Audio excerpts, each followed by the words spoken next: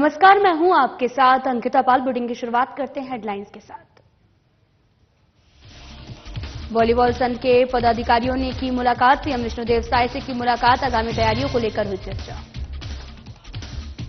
रायपुर में कांकेर वैली अकादमी का 18वां वार्षिक उत्सव। 18वें वार्षिक उत्सव में शामिल हुए सीएम ने शिक्षा को बताया सफलता की मुख्य कुंजी। डागा कन्या महाविद्यालय में वार्षिकोत्सव। डिप्टी सीएम अरुण साव ने की शिरकत। डिप्टी सीएम ने छात्राओं को किया संबोधित।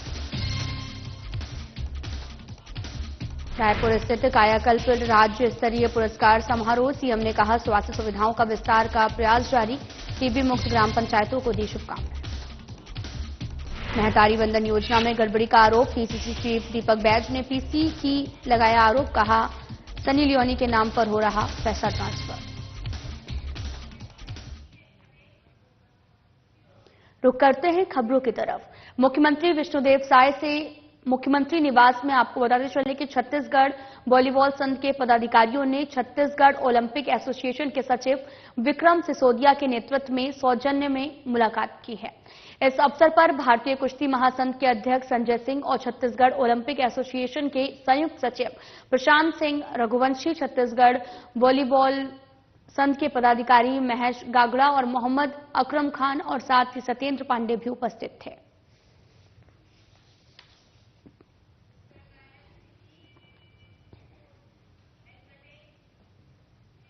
मुख्यमंत्री विष्णुदेव साय ने कहा कि किसी भी क्षेत्र में सफलता पाने के लिए शिक्षा जरूरी है।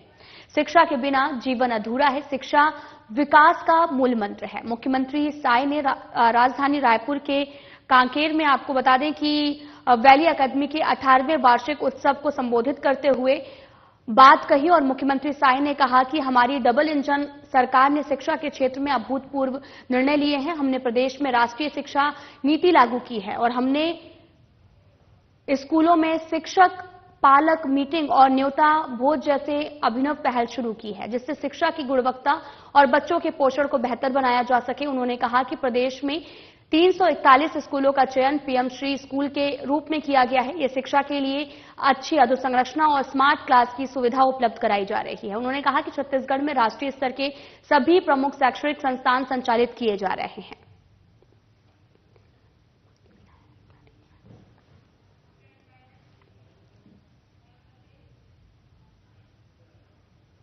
रायपुर के कचहरी चौक स्थित डागा कन्या महाविद्यालय के वार्षिकोत्सव का आयोजन किया गया है, जिसमें डिप्टी सीएम अरुण साव ने शिरकत की है और इस दौरान उन्होंने कहा कि अपनी मंजिल तय करते वक्त खुद को किसी सीमा में न बांधे। आत्मविश्वास के साथ 100% मेहनत करें। जो युवा आत्मविश्वास और उत्साह से भरा होता है वही सफल होता है, इतिहास बनाता है। और ये बातें उप मुख्यमंत्री अरुण साव ने डागा कन्या महाविद्यालय के वार्षिकोत्सव में छात्राओं को प्रेरित करते हुए अपने विचार व्यक्त किए हैं।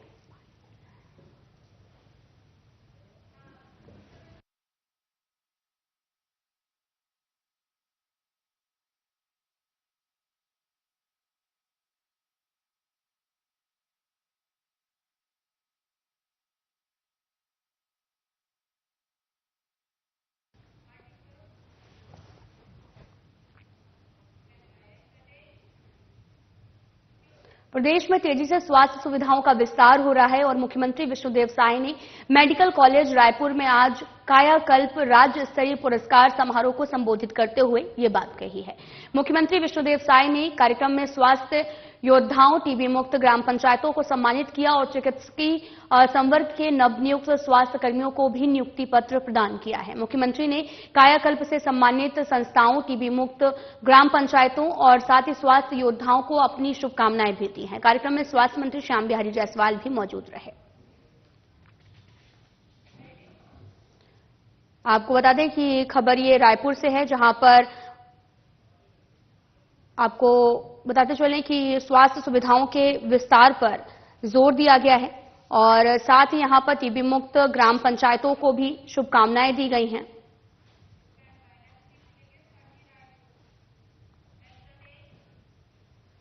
प्रदेश में महतारी वंदन योजना को लेकर फर्जीवाड़ा सामने आया, जिसमें सनी लियोनी के नाम पर आपको बताते चले कि हर महीने महतारी वंदन योजना की राशि ट्रांसफर हो रही है। मामले पर पीसीसी चीफ दीपक बैज ने कहा कि हम जो शुरू से कहते आ रहे हैं कि महतारी वंदन के नाम पर घोटाला हो रहा है। ये तो सिर्फ सनी लियोनी के नाम पर जा रहा है, 50% से ज्यादा मामलों में ऐसा ही घोटाला है। अगर ठीक से जांच की जाए तो कई ऐसे मामले सामने आएंगे। उन्होंने कहा कि 75 लाख में कम से कम 50 लाख से अधिक मामलों में गड़बड़ी है।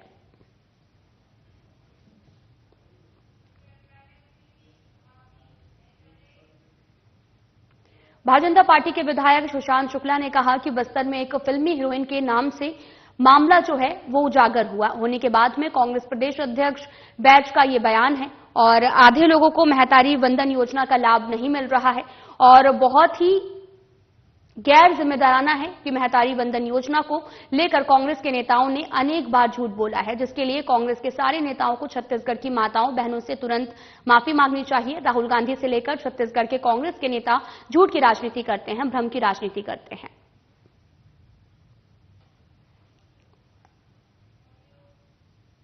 छत्तीसगढ़ सरकार की महतारी वंदन योजना निश्चित तौर पर एक ऐतिहासिक कदम है विष्णुदेव साय जी की सरकार का। यही सुशासन का संकल्प और मोदी जी की गारंटी का विषय है। परंतु कांग्रेस के अध्यक्ष दीपक बैज का यह बयान कि छत्तीसगढ़ में आधी महिलाओं को इसका लाभ नहीं मिल पा रहा है, शायद तक वो भयभीत हैं, क्योंकि पिछले 5 साल के उनके कांग्रेस के कार्यकाल में भूपेश बघेल जी और उनके पूरी कांग्रेस ने छत्तीसगढ़ की महतारियों से वादा करके 500 रुपए भी नहीं दे पाए। हद तो यहां तक हो जाती है कि हमारी विधवा बहनों को भी वो निराश्रित पेंशन के नाम पर 500 रुपए वादा करने के बाद भी नहीं दे पाए, तो वो भयभीत हैं। इस योजना के माध्यम से छत्तीसगढ़ की आधी आबादी को जो लाभ मिल रहा है, उसके योजना से उनको उनकी राजनीतिक जमीन खिसक रही है। एक विसंगति आई है बस्तर में कि किसी तथाकथित हीरोइन के नाम पर पैसे निकल रहे हैं। इतने बड़े लाभकारी योजनाओं में ऐसी विसंगतियां हो जाती हैं, परंतु कांग्रेस और कांग्रेस के साथियों को अपने गिरेबान पे झांकना चाहिए, जिन्होंने छत्तीसगढ़ की आधी आबादी के साथ न्याय के नाम पर जो अन्याय किया पिछले 5 साल तक, आज उसका परिणाम भुगत रहे हैं। राजधानी रायपुर में छत्तीसगढ़ वॉलीबॉल एसोसिएशन की बैठक रखी गई और बैठक में एजीएम में कई मुद्दों को रखा गया है और इसी के साथ में नई कार्यकारी का चुनाव भी हुआ है, जिसमें महेश गागड़ा को संगठन का अध्यक्ष बनाया गया है। और इसी के साथ में आपको बता दें कि कुश्ती संघ के राष्ट्रीय अध्यक्ष संतोष सिंह इस मौके पर भी मुख्य अतिथि के रूप में मौजूद रहे। उनकी अध्यक्षता में यह बैठक संपन्न हुई। उन्होंने महेश गागड़ा को अध्यक्ष घोषित करते हुए उन्हें शुभकामनाएं दी हैं। छत्तीसगढ़ में आने वाले समय में कुश्ती संघ और खेल को बढ़ावा देने के लिए दिशा निर्देश भी संतोष सिंह ने दिए हैं। आपको बताते चलें कि खबर रायपुर से है, जहां पर कुश्ती संघ के राष्ट्रीय अध्यक्ष भी मौके पर मौजूद रहे हैं और इस दौरान वॉलीबॉल संघ के पदाधिकारी भी मौके पर मौजूद रहे और साथ ही तस्वीरें भी आपको दिखा रहे हैं, जहां पर जनरल बॉडी मीटिंग की गई है और साथ ही छत्तीसगढ़ वॉलीबॉल एसोसिएशन की यह बैठक आयोजित की गई थी। तस्वीरें भी आपको दिखा रहे हैं, जहां पर आगामी तैयारियों को लेकर भी यहां पर चर्चा हुई है। छत्तीसगढ़ वॉलीबॉल एसोसिएशन की एजीएम थी।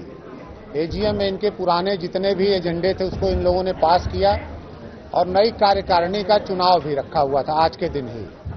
तो चुनाव में यहां राजेश गागड़ा जी जो महेश गागड़ा जी जो पूर्व मंत्री हैं छत्तीसगढ़ सरकार के, उनको निर्विरोध वॉलीबॉल एसोसिएशन का छत्तीसगढ़ वॉलीबॉल एसोसिएशन का अध्यक्ष चुना गया है। उनके साथ हेम प्रकाश जी को सचिव चुना गया है और श्री सुशील जी को कोषाध्यक्ष चुना गया। पास किया गया पुराने इनके जो 3-4 एजेंडे थे उसको इन्होंने पास किया और आगामी नेशनल कहां क्या होना है, नेशनल का और स्टेट कहां होगी, उसके लिए भी इन लोगों ने अपने यहां से डिसाइड किया है। छत्तीसगढ़ कुश्ती संघ हम लोग के हाथ में आने के बाद, भारतीय कुश्ती संघ की कमान पिछले 12 साल से आने के बाद छत्तीसगढ़ कुश्ती से भी नेशनल पहलवान निकलने लगे। 1-2 पहलवान इंटरनेशनल भी निकले छत्तीसगढ़ से और छत्तीसगढ़ की कुश्ती को और भी बढ़ावा दिया जा रहा है। इनसे जिस जिले में गद्दे नहीं है जहां और जो आवश्यकता ये मांग रहे हैं वो हम लोग प्रोवाइड करें। राजधानी रायपुर के लभाड़ी इलाके के जैन मंदिर में एक बड़ी चोरी हुई है।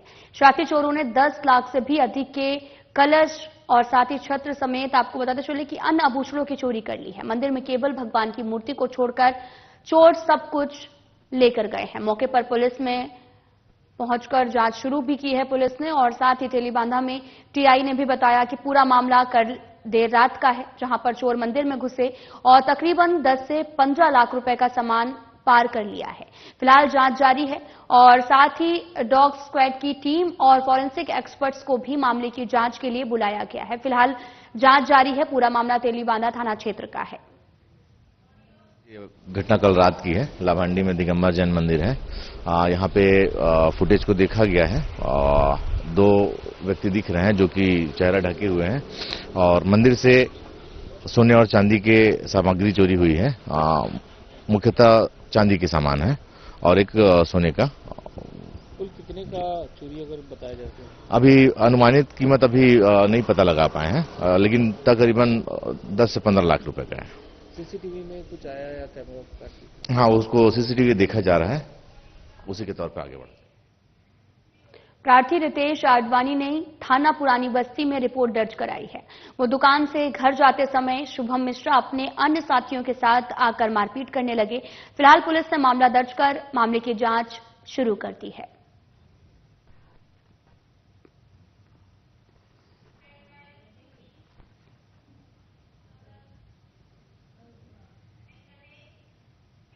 नगर निगम रायपुर के आयुक्त अविनाश मिश्रा ने राजधानी रायपुर में न्यू शांति नगर क्षेत्र में कुनकुरी सदन के पीछे नगर निगम जोन 3 क्षेत्र के सेकेंडरी कलेक्शन पॉइंट का निरीक्षण किया है और साथ ही इस दौरान उन्होंने वहां के कचरे को प्रतिदिन नियमित तौर पर सक्रिय प्लांट में भी भेजे जाने का निर्देश दिया है। साथ ही व्यवस्था सुनिश्चित करने और स्वच्छता कायम रखने के निर्देश दिए गए हैं।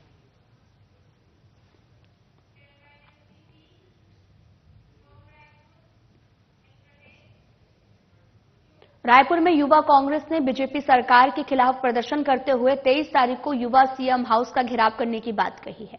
युवा कांग्रेस सरकार के 1 साल पूरा होने पर बदहाल कानून व्यवस्था की स्थिति को देखते हुए ये घेराव करने की बात कह रही है।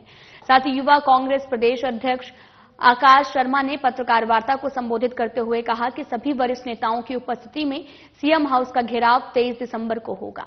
उन्होंने कहा कि सुबह 11 बजे पुराना कांग्रेस भवन में से निकलेंगे और सीएम हाउस की ओर से कूच करेंगे। साथ ही उन्होंने यह भी बताया कि युवा कांग्रेस के राष्ट्रीय अध्यक्ष उदय भानु चीफ के नेतृत्व में ये विशाल घेराव आयोजित रहेगा। तारीख को प्रदेश के पूर्व मुख्यमंत्री श्री भूपेश बघेल जी, प्रदेश कांग्रेस कमेटी के अध्यक्ष श्री दीपक बैज जी एवं प्रदेश कांग्रेस के सभी वरिष्ठ नेताओं की मौजूदगी में 23 तारीख को बढ़ते हुए अपराध, इस प्रदेश में अपराध जो है पहले राजधानी तक सीमित था, अब इस प्रदेश में अपराध चाकूबाजी एक मामूली बात हो चुकी है। बढ़ता हुआ अपराध, बढ़ती किसानों को 3100 रुपये का उचित मूल्य देने की बात कही गई थी, लेकिन पंचायतों में काउंटर के माध्यम से पेमेंट होगा कहा गया था।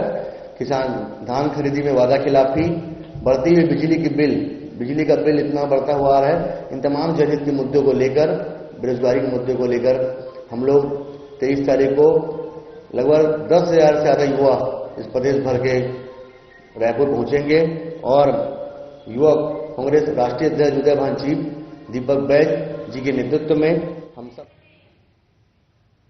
रायपुर के पुलिस परेड ग्राउंड में गणतंत्र दिवस पर आयोजित होने वाले कार्यक्रमों की तैयारियां शुरू हो गई हैं, जिसे लेकर कलेक्ट्रेट परिसर स्थित रेड क्रॉस सभाकक्ष में कलेक्टर गौरव सिंह ने तैयारियों के संबंध में अधिकारियों की बैठक भी ली है। कलेक्टर ने कहा कि सभी अधिकारी अपने विभाग के उत्कृष्ट अधिकारियों और कर्मचारियों को सूची तैयार करें और कलेक्टर ने गणतंत्र दिवस में पुलिस परेड ग्राउंड में आयोजित होने वाले कार्यक्रम में ध्वजारोहण और मंच पंडाल व्यवस्था, बैठक व्यवस्था संबंधी निर्देश दिए। साथ ही ये भी कहा कि समारोह स्थल पर परेड कार्यक्रम में भाग लेने वाली टुकड़ियों का निर्धारण और रिहर्सल, स्कूली बच्चों के कार्यक्रम और अन्य सांस्कृतिक कार्यक्रम में भाग लेने वाले बच्चों और उत्कृष्ट झांकी को पुरस्कार वितरण के साथ ही कार्यक्रम के उद्घोषक का निर्धारण किया जाना सुनिश्चित करें।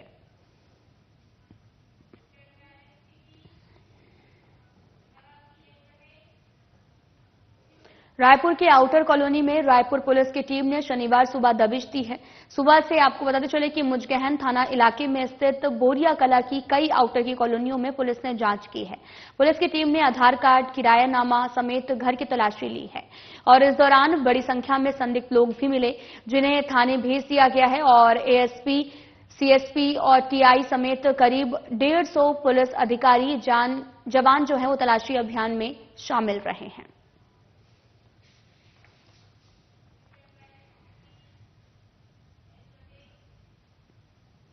रायपुर के वरिष्ठ पुलिस अधीक्षक के निर्देशन में रायपुर निरीक्षक प्रमोद कुमार सिंह ने अभियान चलाकर मोटर व्हीकल एक्ट के तहत में कार्रवाई करते हुए कुल 168 प्रकरणों में जुर्माना राशि वसूल की है, जिससे मॉडिफाई साइलेंसर के 18 प्रकरण और अवयस्क बालकों को वाहन चलाना भी शामिल है।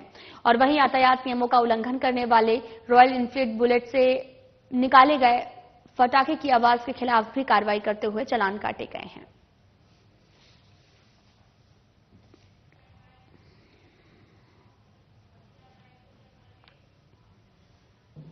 वरिष्ठ पुलिस अधीक्षक डॉक्टर लाल उमेद सिंह के दिशा निर्देशन पर अपराधों पर प्रभावी अंकुश लगाने और चाकूबाजों के ऊपर कार्रवाई के लिए अभियान चलाया जा रहा है।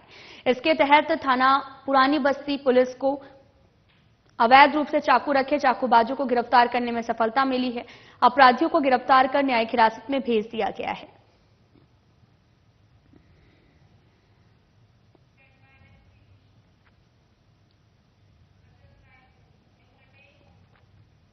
छत्तीसगढ़ विधानसभा के रजत जयंती वर्ष के अवसर पर विधानसभा सचिवालय द्वारा प्रकाशित 3 किताबों का विमोचन किया गया है। विधानसभा अध्यक्ष डॉक्टर रमन सिंह, मुख्यमंत्री विष्णुदेव साय और नेता प्रतिपक्ष डॉक्टर चरणदास महंत ने विधानसभा परिसर स्थित अध्यक्ष के कक्ष में आपको बताते चले कि पश्चिम विधानसभा के सदस्यों की परिचयात्मक जानकारी पर केंद्रित प्रकाशन और सदस्य परिचय पश्चिम विधानसभा और साथ ही छत्तीसगढ़ विधानसभा एक परिचय एवं विधानसभा अध्यक्ष डॉक्टर रमन सिंह के अध्यक्ष की कार्यकाल के प्रथम वर्ष का विमोचन किया गया है।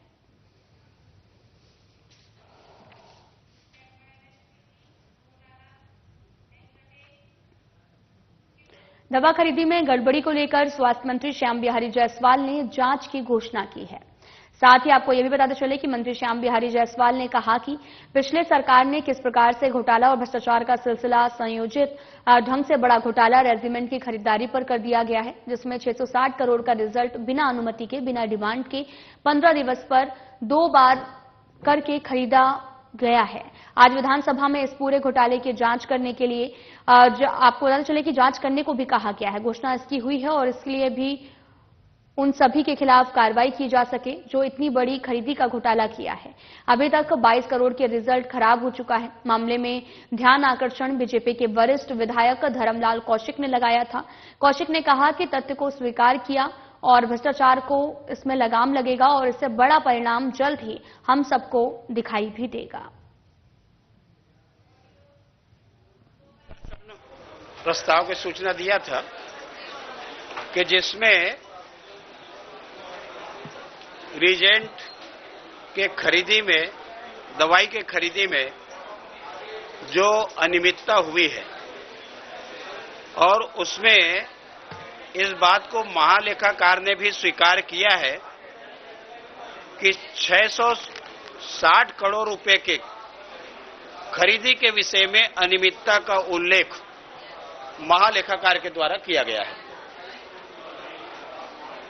ध्यानाकर्षण के जवाब में मंत्री जी ने लगभग बातों को उन्होंने स्वीकार किया और सही पाया गया उनके द्वारा, और इसलिए मोक्षित कंपनी के द्वारा 15 दिन के अंदर में आनन फानन में आर्डर के और बिना आर्डर के जो सप्लाई किया गया और जिस प्रकार से उसको जहां आवश्यकता नहीं थी वहां भी स्वास्थ्य केंद्रों में उनके द्वारा भेजा गया और दवाई हमारे सब बेकार हो गए, कई को वापस बुलाना पड़ा।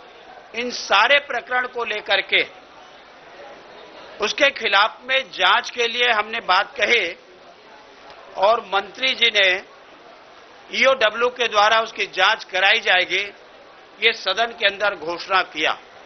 मैं मंत्री जी को धन्यवाद देता हूं कि जो सही तथ्य है उस तथ्य को आपने स्वीकार किया और इससे भ्रष्टाचार पर लगाम लगेगा। जिस प्रकार से अनियमितता किए जा रही उस पर अंकुश लगेगी और निश्चित रूप से इसका एक बड़ा परिणाम सामने में हम सबको दिखाई देगा। आज के इसके लिए मैं मंत्री जी को, स्वास्थ्य मंत्री जी को एक बार पुनः मैं धन्यवाद ज्ञापित करता हूं। पिछले सरकार में जिस प्रकार से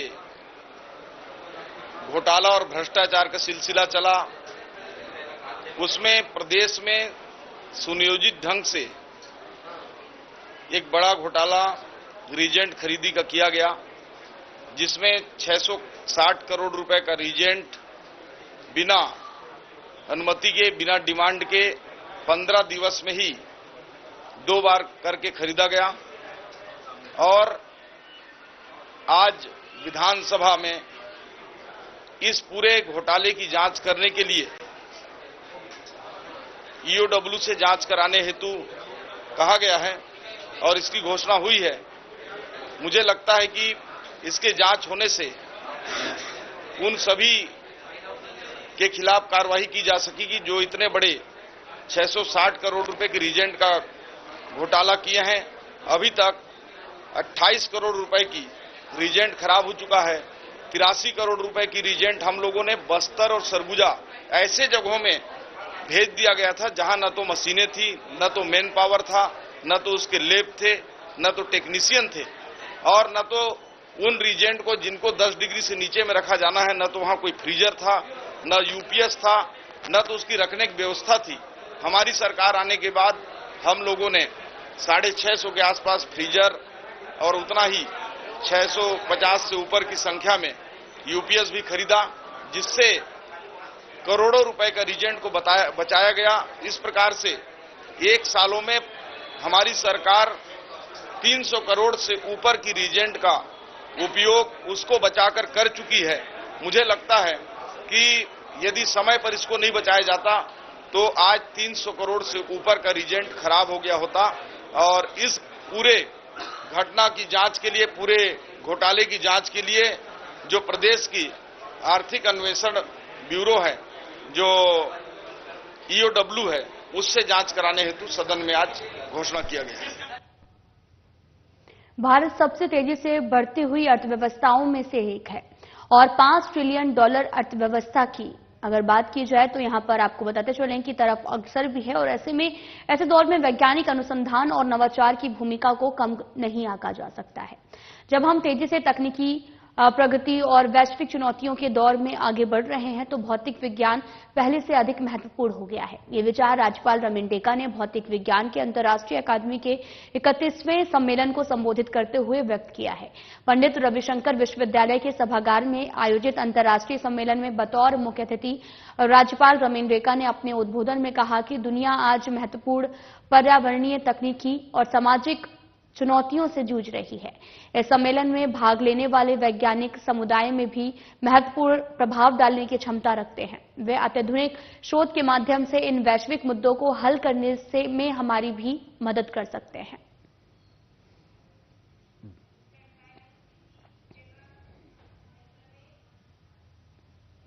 जिले में 19 दिसंबर से 25 दिसंबर 2024 तक सुशासन सप्ताह के दौरान चलाया जाएगा।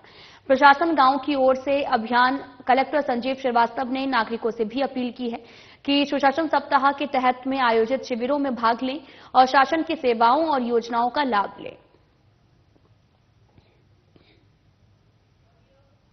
भारत सरकार और मध्य प्रदेश शासन ये दोनों नागरिकों को समस्त सुविधाएं देने के लिए कृत संकल्पित है। नागरिकों को दी जा रही सुविधाएं उन्हें समय सीमा में प्राप्त हो, इसलिए मध्य प्रदेश शासन ने 11 दिसंबर से 26 जनवरी तक जन कल्याण शिविरों का आयोजन किया गया है। इसी क्रम में भारत सरकार से प्राप्त निर्देशों के अनुसार दिनांक 19 दिसंबर से 25 दिसंबर तक सुशासन सप्ताह के अंतर्गत शिविरों का आयोजन किया जाएगा। इन दोनों अभियानों में जनता के जो भी समस्याएं हैं और उनके निराकरण हैं वो सुनिश्चित किए जाएंगे, जिससे कि जनता को उनके चाही जा रही सुविधा समय सीमा में बगैर किसी परेशानी के उपलब्ध हो। संसद में गृह मंत्री अमित शाह ने बाबा साहब अम्बेडकर को लेकर दिए गए बयान को लेकर आपको पता चले कि कांग्रेसियों ने विरोध प्रदर्शन किया है। शहर के नगरपालिका स्कूल परिसर में बाबा साहब अम्बेडकर की प्रतिमा के सामने बाबा साहब की फोटो लेकर कांग्रेसियों ने प्रदर्शन किया। इसके बाद जनपद चौक पर गृह मंत्री के खिलाफ जमकर नारेबाजी की और पुतला भी जलाया है। और वहां पर मौजूद पुलिसकर्मियों ने जलती हुए पुतला कांग्रेसियों से छीन लिया और इस दौरान कांग्रेसियों ने गृह मंत्री से भी माफी मांगने की बात रखी है। उन्होंने कहा कि देश में मोदी सरकार फूट डालो राज करो की राजनीति कर रही है। उन्हें देश में विकास से कोई सरोकार नहीं है, उन्हें सत्ता का लोभ है और इसके लिए वो किसी भी हद तक जाने को तैयार है। इसका उदाहरण है कि गृहमंत्री अमित शाह की बाबा साहब अम्बेडकर के खिलाफ अशोभनीय टिप्पणी करना और इस दौरान बड़ी संख्या में कांग्रेस कार्यकर्ता और पदाधिकारी भी मौजूद थे।